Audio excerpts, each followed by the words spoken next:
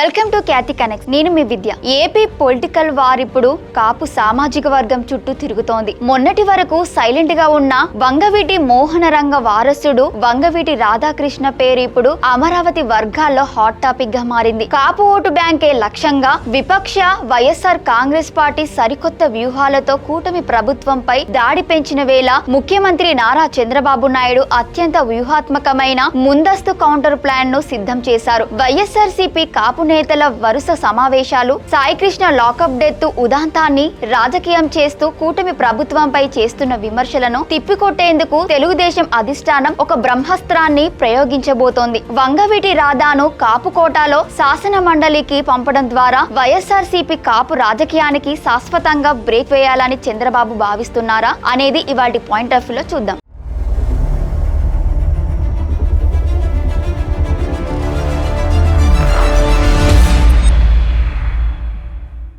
వచ్చే నెలలో ఖాళీ కానున్న 2 ఎమ్మెల్సీ స్థానాల్లో ఒకదానిని వంగవీటి రాధాకృష్ణకు కేటాయించేందుకు కూటమి దాదాపు సూత్రప్రాయంగా అంగీకారానికి వచ్చినట్లు తెలుస్తోంది. దీనిపై త్వరలోనే అధికారిక ప్రకటన వెలువడే అవకాశం ఉంది. మరి అసలు ఏపీలో ఈ స్థాయి పొలిటికల్ డ్రామా నడవడానికి కారణమేంటి? వైఎస్ఆర్సీపీ వ్యూహం ఏంటి? చంద్రబాబు కౌంటర్ స్కెచ్ ఎలా ఉండబోతోంది? వంగవీటి రాధా మండలి ఎంట్రీతో ఏపీ పాలిటిక్స్ ఎలా మారబోతున్నాయనేది చూద్దాం. ఆంధ్రప్రదేశ్ రాజకీయాల్లో ఏ ఎన్నికలైనా, ఏ ప్రభుత్వ ఏర్పాటుకైనా అత్యంత కీలకమైన నిర్ణయాత్మకమైన శక్తి కాపు సామాజిక వర్గం. 2024 సార్వత్రిక ఎన్నికల్లో తెలుగుదేశం, జనసేన, భారతీయ జనతా పార్టీల కూటమి విజయం సాధించడంలో కాపు సామాజిక వర్గం అత్యంత కీలక పాత్ర పోషించింది. జనసేన అధినేత డిప్యూటీ సీఎం పవన్ కళ్యాణ్ పిలుపుతో కాపు ఓటర్లంతా ఏకతాటిపైకి వచ్చి కూటమి అభ్యర్థుల విజయానికి సంపూర్ణంగా సహకరించారు. ఉత్తరాంధ్ర నుంచి రాయలసీమ వరకు కాపులు మెజారిటీగా ఉన్న స్థానాల్లో కూటమి క్లీన్ స్వీప్ చేసింది. అయితే ఈ ఓటు బ్యాంకు తమ చేయి జారిపోవడాన్ని జీర్ణించుకోలేకపోతోంది ప్రతిపక్ష వైఎస్ఆర్ కాంగ్రెస్ పార్టీ. ఎలాగైనా సరే కాపులను మళ్లీ తమ వైపు తిప్పుకోవాలని, కూటమిలో ఉన్న కాపు సామాజిక వర్గంలో అసంతృప్తిని రగల్చాలని వైఎస్ఆర్సీపీ అధినేత జగన్మోహన్ రెడ్డి సరికొత్త వ్యూహాలకు పదును పెట్టారట. ఇందులో భాగంగానే ఇటీవల జరిగిన కొన్ని పరిణామాలు ఏపీలో తీవ్ర పొలిటికల్ హీట్ ను పెంచాయి. ఇటీవల చోటు చేసుకున్న సాయికృష్ణ లాకప్ డెత్ ఉదాంతాన్ని వైఎస్ఆర్ కాంగ్రెస్ పార్టీ పూర్తిగా రాజకీయ అస్త్రంగా మార్చుకుంది. సాయికృష్ణ ఘటన ప్లాన్ ప్రకారమే జరిగిందని, రాష్ట్రంలో కాపులను అణగదొక్కాలని చూస్తున్నారంటూ వైఎస్ఆర్సీపీ తీవ్ర విమర్శలు గుప్పిస్తోంది. ఈ ఘటనను ఆసరిగా చేసుకొని వైఎస్ఆర్సీపీ అధినేత జగన్మోహన్ రెడ్డి స్వయంగా బాధితుడి ఇంటికి వెళ్లి అతని తల్లిని పరామర్శించి మైలేజ్ పొందే ప్రయత్నం చేశారు. అంతేకాకుండా వైఎస్ఆర్సీపీకి చెందిన కీలక కాపు నేతలు అంబటి రాంబాబు, పేర్ని నాని, ఇతర నేతలు వరుసగా సమావేశాలు ఏర్పాటు చేస్తూ కూటమి ప్రభుత్వంపై, ముఖ్యంగా చంద్రబాబు నాయుడు, పవన్ కళ్యాణ్లను లక్ష్యంగా చేసుకొని తీవ్ర విమర్శలు గుప్పిస్తున్నారు. కూటమి ప్రభుత్వం కాపులకు అన్యాయం చేస్తోందని క్షేత్రస్థాయిలోకి ఈ ప్రచారాన్ని బలంగా తీసుకెళ్లేందుకు వైఎస్ఆర్సీపీ చేస్తున్న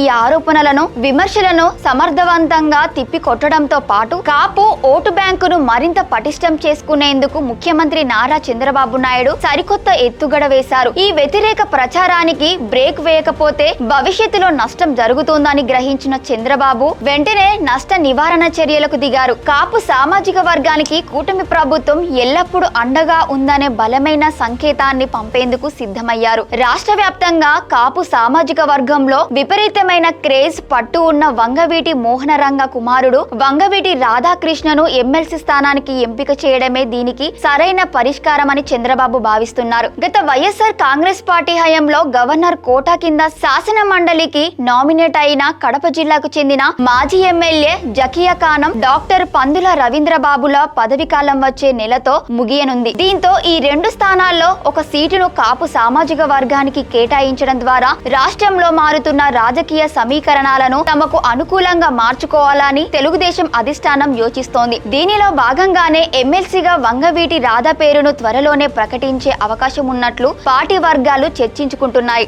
రాష్ట్ర రాజకీయాల్లో వంగవీటి కుటుంబానికి ఒక ప్రత్యేక స్థానం ఉంది. కాంగ్రెస్ పార్టీతో రాజకీయ అరంగేట్రం చేసిన వంగవీటి రాధ మొదటిసారి 2004లో విజయవాడ తూర్పు నుంచి ఎమ్మెల్యేగా పోటీ చేసి గెలుపొందారు. ఆ తర్వాత 2009లో చిరంజీవి స్థాపించిన ప్రజారాజ్యం పార్టీ నుంచి విజయవాడ సెంట్రల్ అభ్యర్థిగా పోటీ చేసి ఓటమి పాలయ్యారు. ఆ తర్వాత 2014లో వైఎస్ఆర్ కాంగ్రెస్ పార్టీలో చేరి పోటీ చేసినా గెలవలేకపోయారు. 2019 ఎన్నికల్లో విజయవాడ సెంట్రల్ నుంచి వైఎస్ఆర్సీపీ తరపున పోటీ చేయాలని రాధా భావించారు. కానీ ఆ సీటును రాధాకు కేటాయించడం కుదరదని అప్పట్లో వైఎస్ఆర్సీపీ అధిష్టానం తేల్చి చెప్పేసింది. దీంతో అధిష్టానంపై ఆగ్రహంతో టీడీపీ తీర్థం పుచ్చుకున్నారు. పార్టీ మారిన టీడీపీ నుంచి కూడా ఆయనకు టికెట్ దక్కలేదు. అయినా సరే 2024 ఎన్నికల్లో మళ్లీ టికెట్ దక్కకపోయినా టీడీపీ తరపున రాష్ట్ర వ్యాప్తంగా దాదాపు 44 నియోజకవర్గాల్లో ఎన్నికల ప్రచారం చేశారు. గత కొంతకాలంగా రాధా సైలెంట్ గా ఉన్న కూటమి విజయం కోసం క్షేత్రస్థాయిలో కష్టపడ్డారు. ఇప్పుడు ఆయనకు